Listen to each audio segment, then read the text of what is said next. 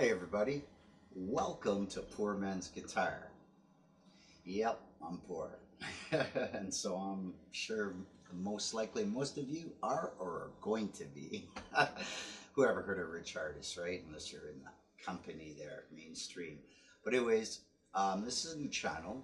We're going to, or I'm going to, I guess, show you a bunch of techniques and all the problems I faced for years that I had to relearn and go back and just correct everything that I happen to be doing wrong because I decided, I guess maybe like a lot of you, was to I'll just learn on my own, so forth. But the problem with learning on your own is it's like you go from white belt to black belt to yellow to brown, back to white to black again, so forth. You're not learning the correct mechanics. So I want to, in my humble opinion, anyways, show everybody what I think after all the hundreds of people that have showing me things over the years, and I'm talking even before the internet, how to actually do things. And um, one of the techniques I will be showing later on is sweep picking, I guess, since that seems to be a phenomenon here. I'm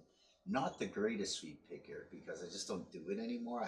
I myself would have to actually get my fingers and speed back up, but I'm actually going to record all that and do that so everybody can do it with me and we can check our progresses against each other and so forth, so forth. But the thing is I could do it at one time. It's just that it's got no use for it. I do play the same arpeggios in music I play, but just not fast like that.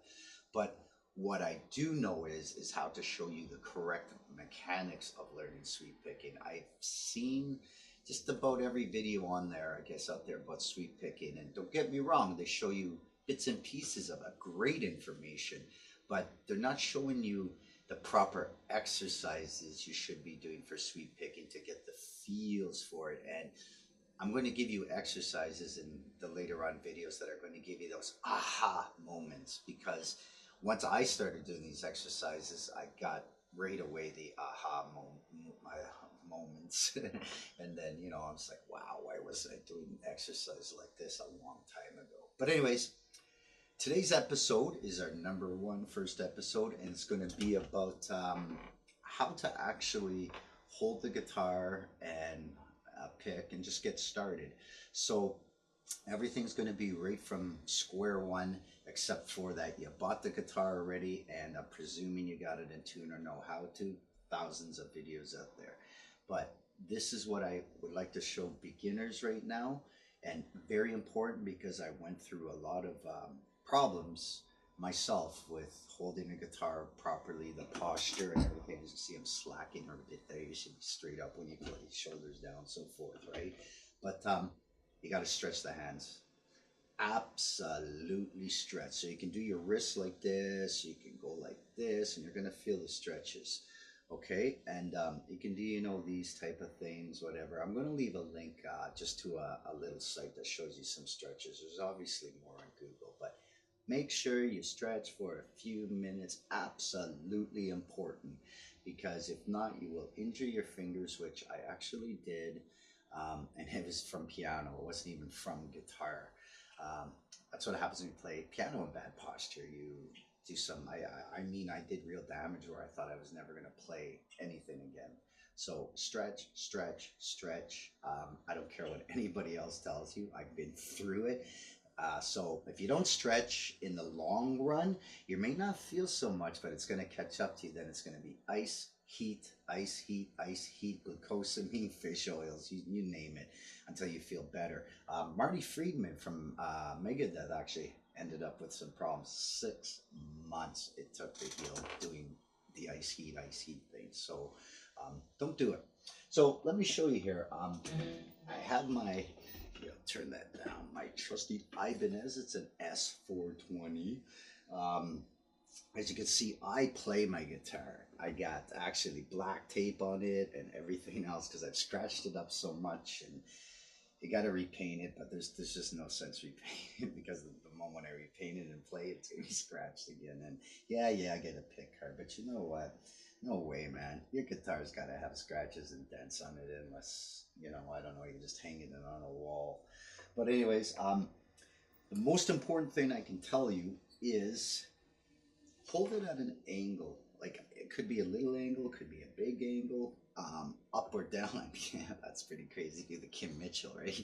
But no, I probably have mine right about here and like this. And what I'm going to tell you is get the strap. We all know what a guitar strap is. As you can see, I had to actually tie. I got to look at the monitor to see here. Tie mine in a knot to adjust the actual grade height where I feel comfortable with. So most of them have multiple holes, but mine didn't, only had a few. So I had to do a tie and do one of those and see more tape. And I hook it on, and you're going to keep it this way forever once you figure the adjustments out. So get it on, move back here, figure your adjustments out. So this is me right here, and this is my pick, and I use, which one is that? Is that the, yeah, it's the Jazz 3 ones. Anyways, it's the Torex Jazz 3 I'm using there. I use all sorts of thick picks, and I use a pick with a fine point, okay? Very important, a fine point. A lot of people say, don't do that, don't do that. Use this pick, that pick, whatever. You're going to learn you really suck at guitar if you use other picks and then you pick one of these up. That was my big mistake. I used to use flatter rounder picks and thinner, and once I picked one of these babies up, I realized I really sucked at picking. So I had to relearn picking. I'm not kidding you. We're talking like a year or two of relearning picking with a fine point. So I'm trying to avoid this mistake for you.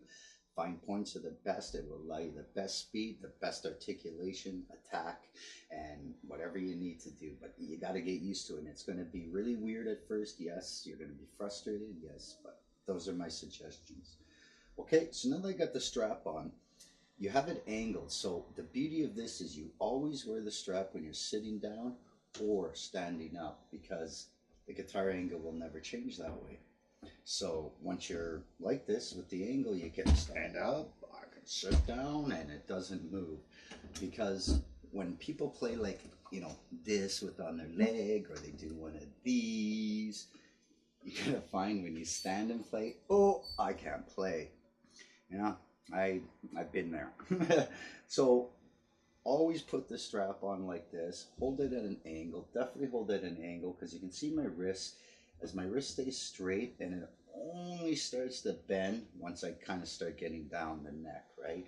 You only want to start bending kind of maybe around this area and up, you know what I mean? But you try to keep it straight for the most part. And that's about it. So hope I didn't gap too much. I just wanted to explain what the channel is going to be about, and just give you a little tutorial about the strap, holding the guitar, and the type of pick.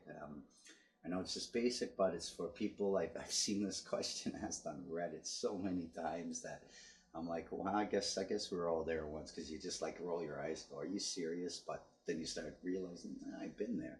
So anyways, yeah, this is how we do it. I'll see you in the next episode. Take care. Bye-bye.